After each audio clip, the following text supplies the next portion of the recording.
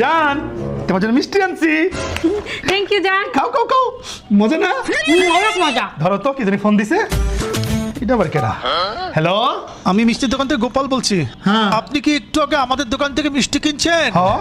দয়া করে মিষ্টিটা খায়েন না, মিষ্টিগুলো ফালাই দিয়েন। হ্যাঁ দাদা, বিষ আছে, অনেক মানুষ অসুস্থ হয়েছে মিষ্টি খাইয়া, প্লিজ। কয়জনের সমস্যা হয়েছে? 10-12 জন ওপারে চলে গেছে দাদা, আপনি মিষ্টিগুলো খায়েন না, ফেলে দিন আচ্ছা। প্লিজ। ঠিক আছে ঠিক আছে ঠিক আছে দাদা, মনে করাই দিলাম। কি হয়েছে জান? না কিছু না জান, কিছু হয়নি কিছু নাই। তুমি মিষ্টি খাও, ওইটা খাও। খাও খাও খাও। না তুমি খাও, তুমি খাও, আমি মিষ্টি খাই না। ওইটা খাও, ওইটা খাও, ওইটা রাখো, ওইটা খাও। খাও খাও।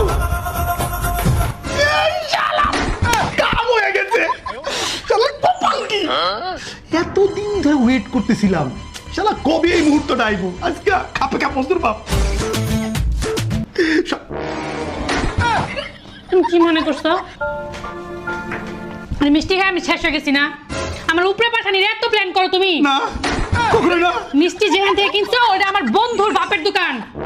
আমার বন্ধু তোমারে দেখে আমার ফোন দিছে যে দোস্ত তোর জামাই মিষ্টি কিনে নিয়ে যেতেছে। ভাবলাম তোমার সাথে একটা প্র্যাঙ্ক করি। প্র্যাঙ্ক করতে আমার বন্ধু দিছিল। তাই তো কই, কোন শালা দুষ্টু। তুমি কেমনে এই কথাটা শোনার পরে আমারে বললা যে খাও খাও জান মিষ্টি খাও?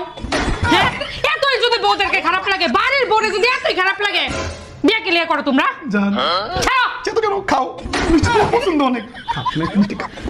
ছাড়ো, এখন তো কিছু নাই, খাও। তুমি খাও। এত প্র্যাঙ্ক করতে হয় আমার সাথে কেন? জীবনটাই প্র্যাঙ্ক হয়ে গেছে আমার। কোন সময় গুড নিউজ আসে না।